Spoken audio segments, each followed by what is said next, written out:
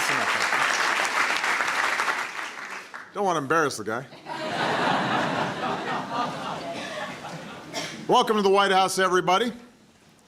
As I have already delivered my farewell address, I will try to be relatively brief. But I just want to get some folks together to pay tribute to somebody who's not only been by my side for the duration of this amazing journey, but somebody who has devoted his entire professional life to service to this country. The best Vice President America's ever had, Mr. Joe Biden.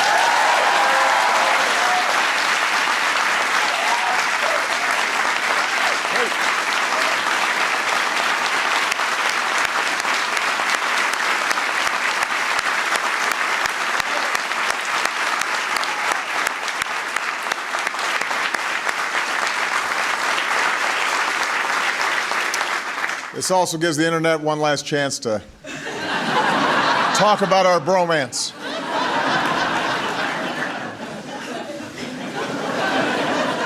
This has been quite a ride.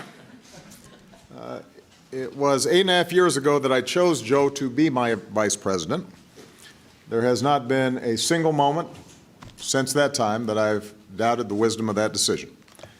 He was the best possible choice, not just for me, but for the American people. This is an extraordinary man with an extraordinary career in public service. This is somebody the people of Delaware sent to the Senate as quickly as they possibly could. Elected at age 29. For more than a dozen years apiece, he served as chair or ranking member of the Judiciary and Foreign Relations Committees. Domestically, he championed landmark legislation to make our communities safer, to protect our women from violence. Internationally, his wisdom and capacity to build relationships has shaped our nation's response to the fall of the Berlin Wall and the Iron Curtain, to counter terrorism, Iraq, Afghanistan. And for the past 8 years, he could not have been a more devoted or effective partner in the progress that we've made. He fought to make college more affordable and revitalize American manufacturing as the head of our middle-class task force. He suited up for our cancer moonshot, giving hope to millions of Americans touched by this disease. He led our efforts to combat gun violence, and he rooted out any possible misappropriations that might have occurred, and as a consequence, the Recovery Act worked as well as just about any large-scale stimulus project has ever worked in this country. He visited college after college and made friends with Lady Gaga for our It's On Us campaign against campus sexual assault. And when the Pope visited, Joe was even kind enough to let me talk to the holiness as well.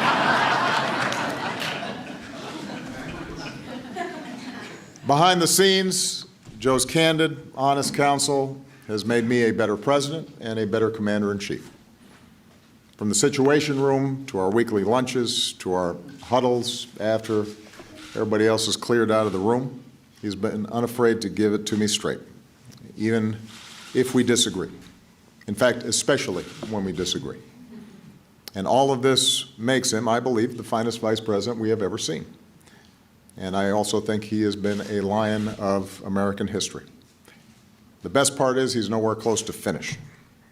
In the years ahead, as a citizen, he will continue to build on that legacy internationally and domestically. He's got a voice of vision and reason and optimism and love for people, and we're going to need that spirit and that vision as we continue to try to make our world safer and to make sure that everybody's got a fair shot in this country. So, all told, that's a pretty remarkable legacy, an amazing career in public service. It is, as Joe once said, a big deal. It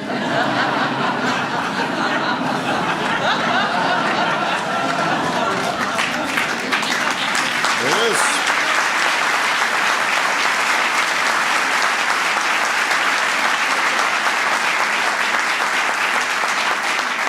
But we all know that on its own, his work, this list of accomplishments, the amazing resume, does not capture the full measure of Joe Biden. I have not mentioned Amtrak yet, or aviators, literally.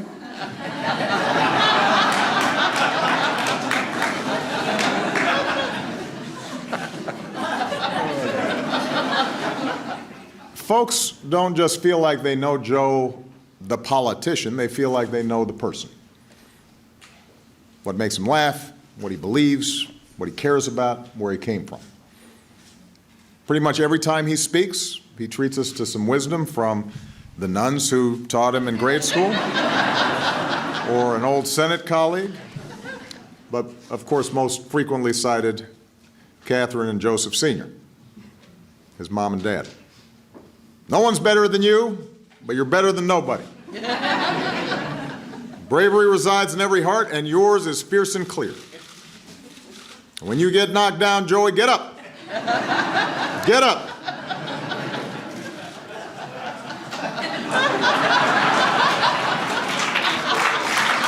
Get up.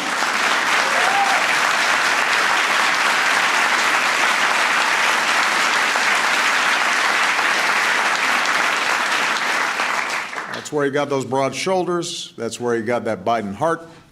And through his life, through trial after trial, he has never once forgotten the values and the moral fiber that made him who he is.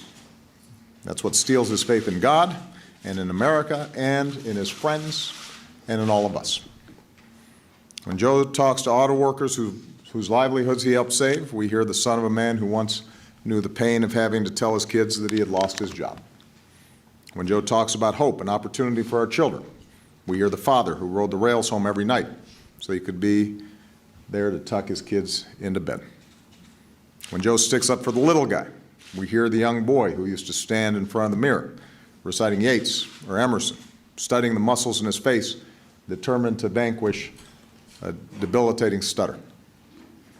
When Joe talks to Gold Star families who've lost a hero, we hear a kindred spirit, another father of an American veteran, somebody whose faith has been tested and who has been forced to wander through the darkness himself and who knows who to lean on to find the light. So that's Joe Biden, a resilient and loyal and humble servant, and a patriot, but most of all, a family man. Starts with Jill, captain of the Vice Squad. Only the second lady in our history to keep her regular day job.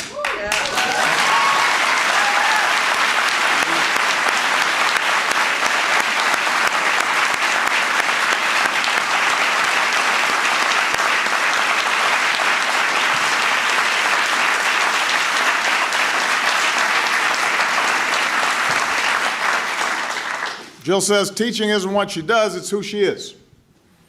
A few days after Joe and I were inaugurated in 2009, she was back in the classroom teaching. That's why when our administration worked to strengthen community colleges, we looked to Jill to lead the way.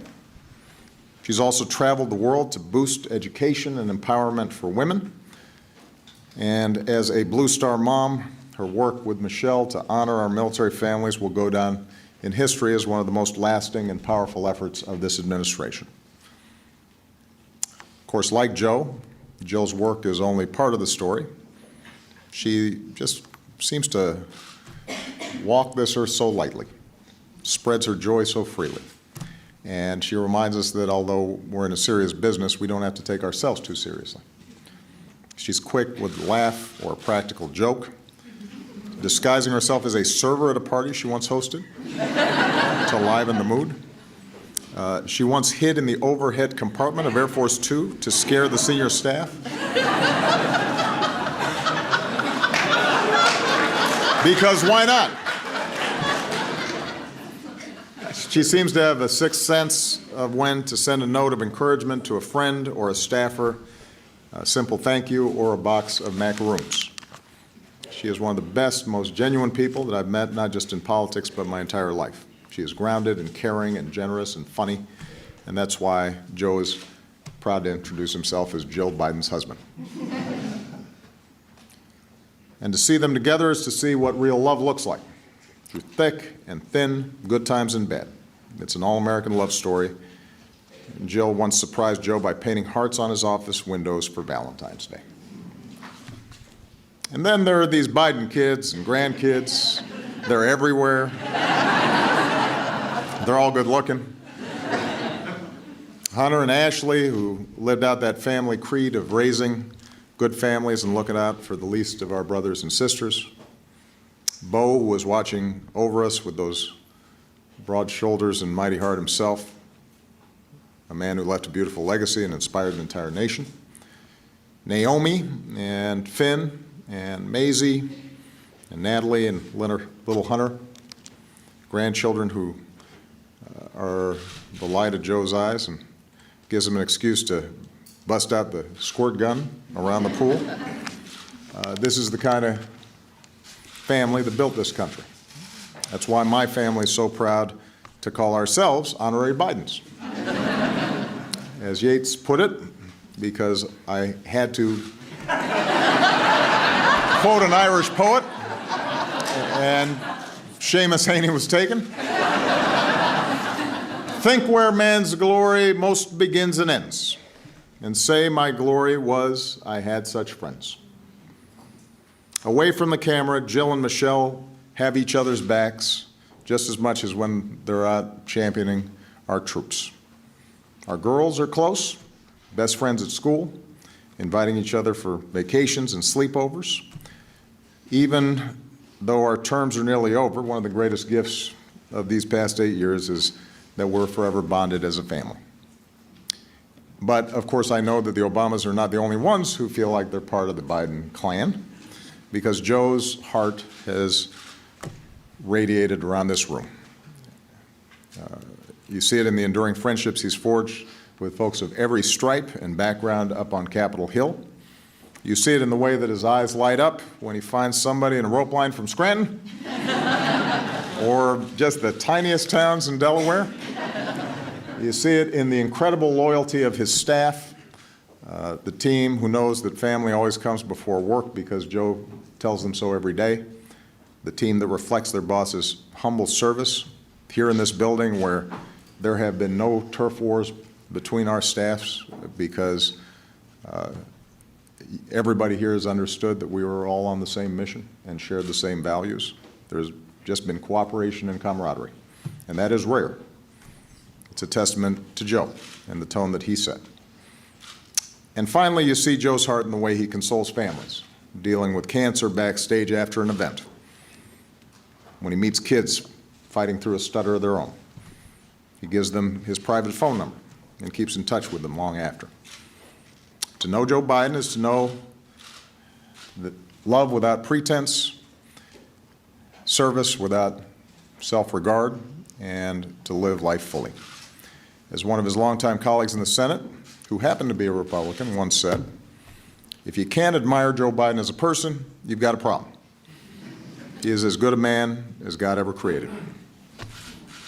So, Joe, for your faith in your fellow Americans, for your love of country, and for your lifetime of service that will endure through the generations, I'd like to ask the military aide to join us on stage.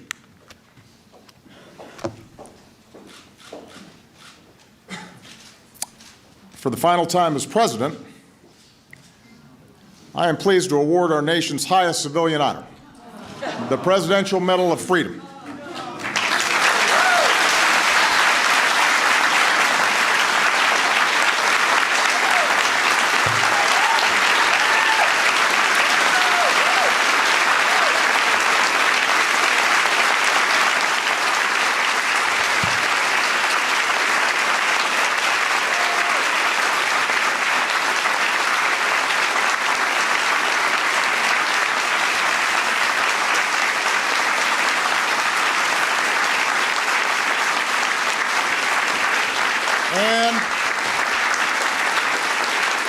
And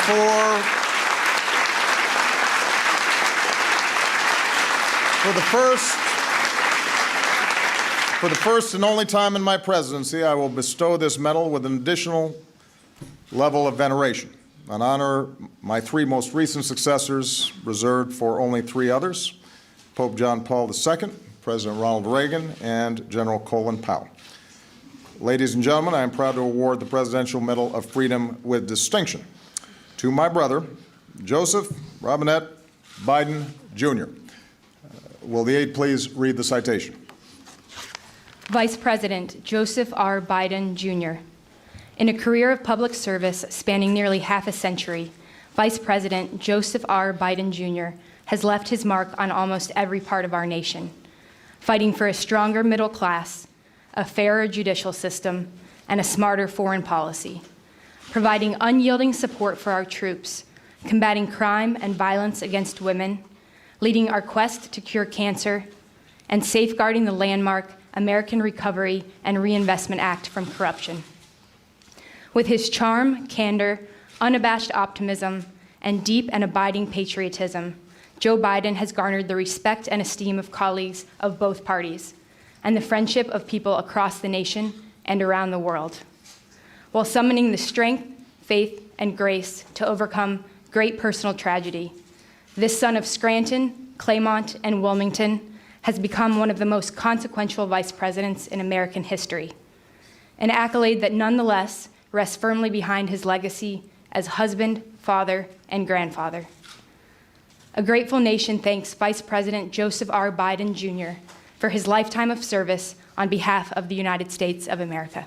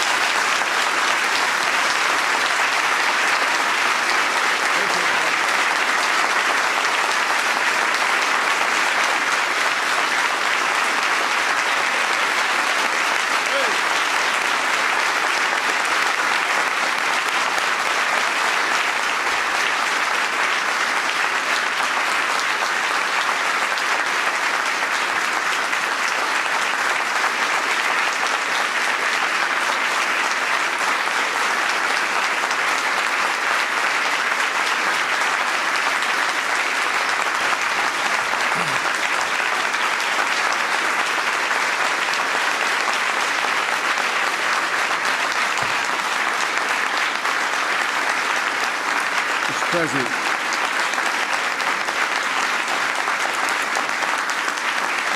Please, thank you. Thank you.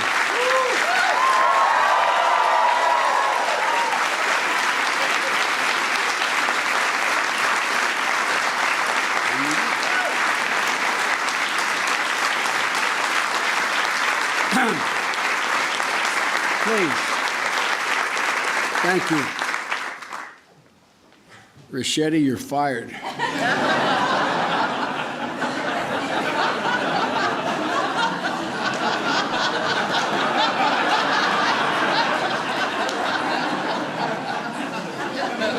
For the press, Ricchetti's my chief of staff.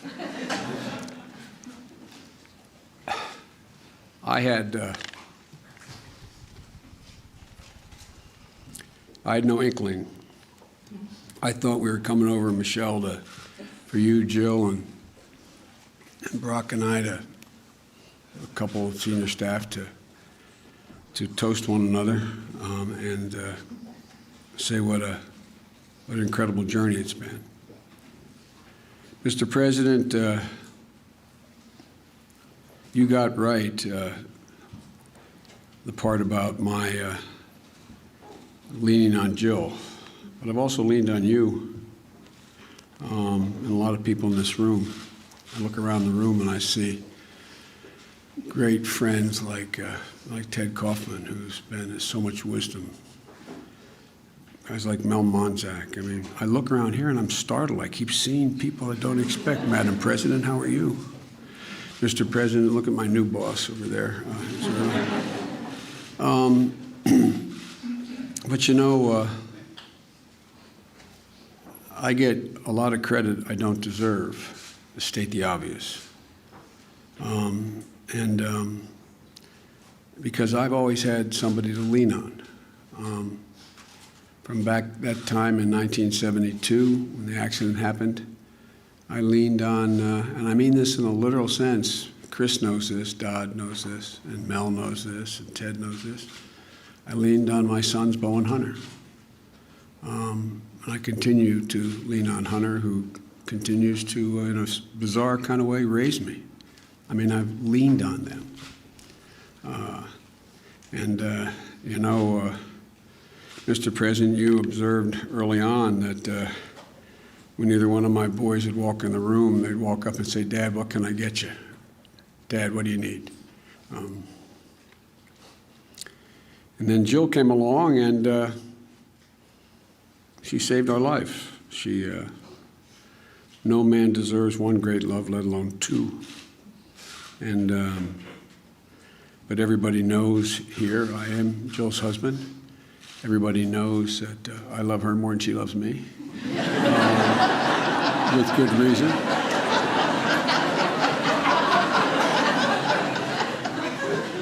And she gave me the most precious gift, the love of my life, the life of my love, my daughter Ashley.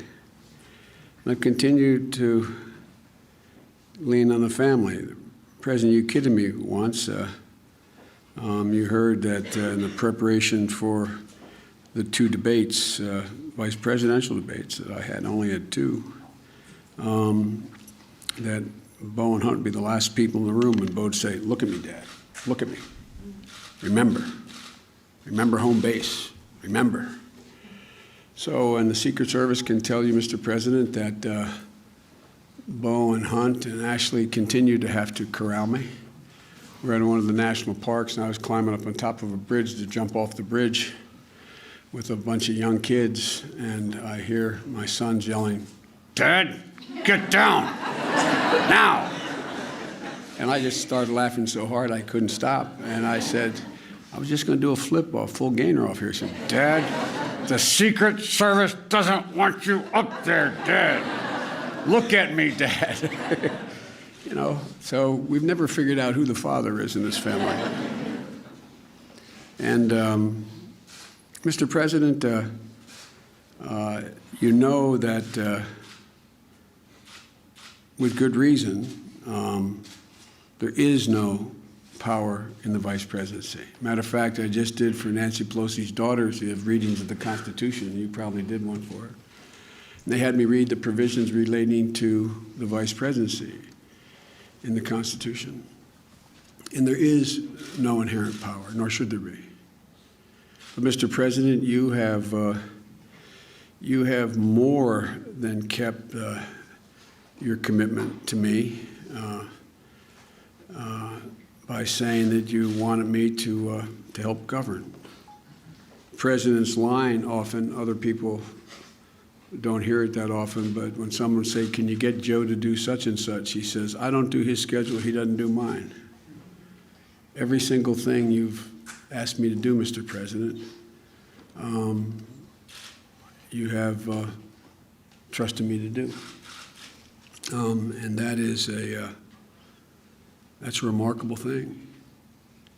I don't think, according to, I see the president of Georgetown here as well, I don't think according to the presidential and vice presidential scholars, that kind of relationship has existed. I mean, for real.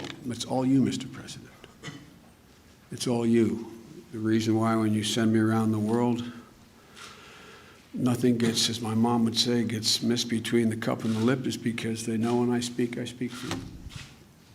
And it's been easy, Mr. President, because we not only have the same political philosophy and ideology, I tell everybody, and I've told them from the beginning, and I'm not saying this to reciprocate, I've never known a president, and few people I've ever met, my whole life I can count on less than one hand, who've had the integrity and the decency and the sense of other people's needs like you do.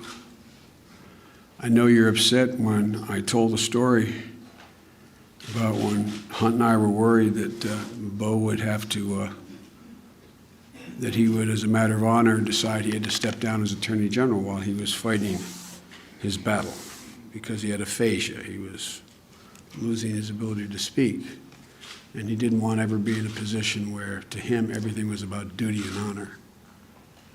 And I said, and he may resign. I don't know. I just have a feeling he may. And Hunt and I had talked about this. And I said, he doesn't have any other income, but we're all right because Hunt's there and I can sell the house. We're having a private lunch like we do once a week. And this man got up, came over, grabbed me by the shoulders, and looked me in the eye and said, don't you sell that house. You love that house. I said, it's no big deal, Mr. President. He said, I'll give you the money. We'll give you the money. Promise me. Promise me. You won't sell that house. I remember when Ashley, Mr. President, we were in the Oval, and Ashley was in an elevator.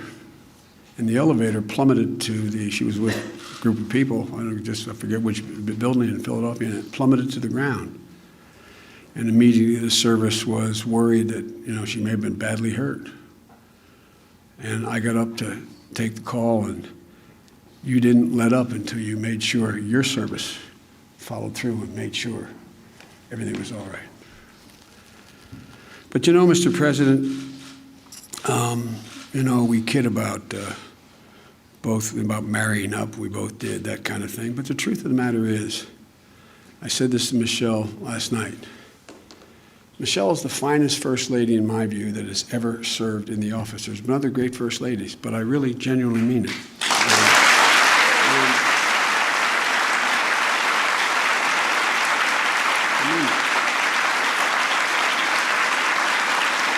I kid.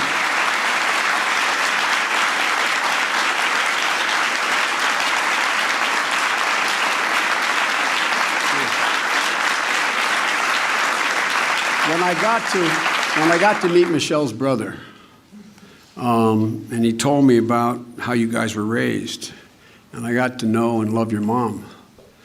Your mom 15 years older, she could have been my mom. I mean, literally, the way you were raised, the way we were raised, there wasn't any difference.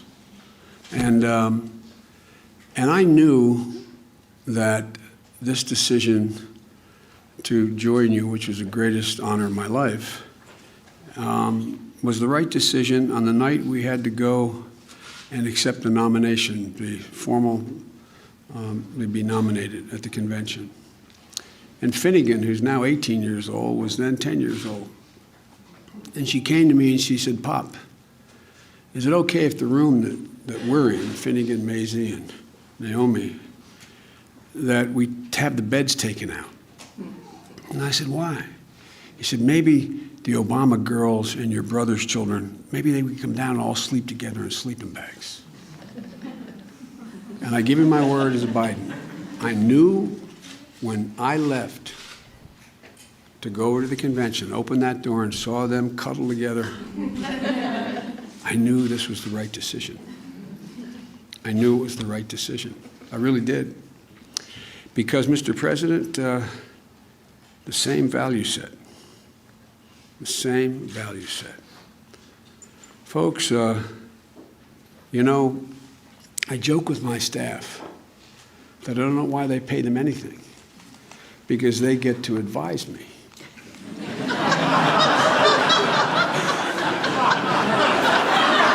Let me explain what I mean by that. As the president of the University of Delaware, where my heart resides in my home campus of Delaware, as he can tell you, I get to give you advice. I get to be the last guy in the room and give you advice on the most difficult decisions anyone has to make in the whole world. But I get to walk out, and you make it all by yourself. All by yourself. Harry Truman was right about the buck stopping at the desk. And I've never once doubted on these life and death decisions. I never once doubted that your judgment was flawed. Not once. Not once. We've disagreed and we've argued and we've raised our voices to one another, which we made a deal we'd be completely open like brothers with one another. But, Mr. President, I've watched you under intense fire. I will venture to say that no president in history has had as many novel crises land on his desk in all of history. The Civil War was worse, the World War II was worse, World War I. But, Mr. President, almost every one of the crises you faced was a case of first instance. Case of first instance. And I watched that prodigious mind and that heart as big as your head. I've watched you. I've watched how you've acted. When you see a woman or man under intense pressure, you get a measure, and you know that, Michelle, and your daughters know it as well. This is a remarkable man. And I just hope that the asterisk in history that is attached to my name when they talk about this presidency is that I can say I was part of the journey of a remarkable man who did remarkable things for this country.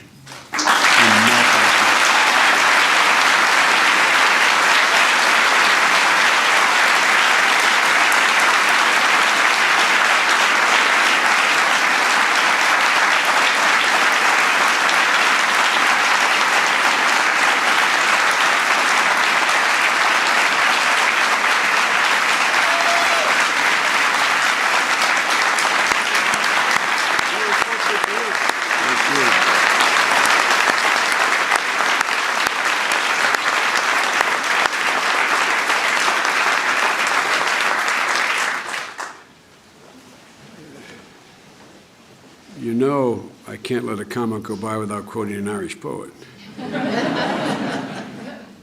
Jill and I talk about why you were able to develop the way you developed and with the heart you have. Michelle and I have talked about it. I've confided in Michelle. I've gone to her for advice. We've talked about this man. You give me insight. And I think it's because, Mr. President, you gave me credit for understanding other people's misery and suffering. Mr. President, there's not one single solitary ounce of entitlement in you, or Michelle, or your beautiful daughters. And you girls are incredible. You really are. That's not hyperbole. You really are. Not 1 ounce of entitlement. And Seamus Heaney, in one of his poems, said, when you can find someone who says it better, use it. He said, "You carried your own burden, and very soon, your symptoms of creeping privilege disappeared." You carried your own burdens, and very soon, the creeping symptoms of privilege disappeared. Mr. President, you have sometimes been like a lone wolf, but you carried yourself in a way that's pretty remarkable. The history of the journey, your journey, is something people are going to write about in a long time. And I'm not being solicitous when I say this. And you're so fortunate, both of you, to have found each other. Because all that grounding, all that you had, made this guy totally whole. And it's pretty amazing. Mr. President, this honor is not only well beyond what I deserve,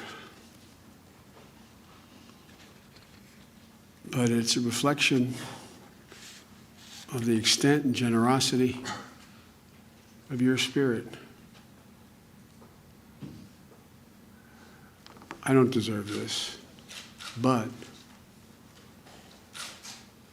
I know it came from the president's heart. There's a Talmudic saying that says, what comes from the heart enters the heart. Mr. President, you have creeped into our heart, you and your whole family, including Mom, and you occupy it. It's an amazing thing that happened. I knew how smart you were. I knew how honorable you were. I knew how decent you were from the couple years we worked in the Senate. And I knew what you were capable of. But I never fully expected that you'd occupy the Biden's heart, from Hunter, Ashley, my sister, all of us. All of us. And, Mr. President,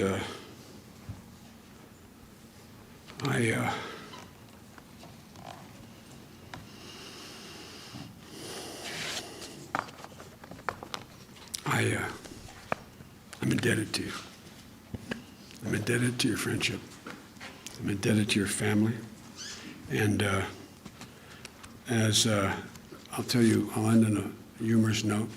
We're having lunches, and mostly, and it's whatever in either one of our minds. We talk about family an awful lot. And about 6 months in, the president looked at me and said, you know, Joe, you know what surprised me? How we've become such good friends. And I said, surprised you? But that is candid Obama. And it's real. And Mr. President, you know, as long as there's a breath in me, I'll be there for you. My whole family will be, and I know it is reciprocal. And I want to thank you all so very, very, very much. All of you for being here.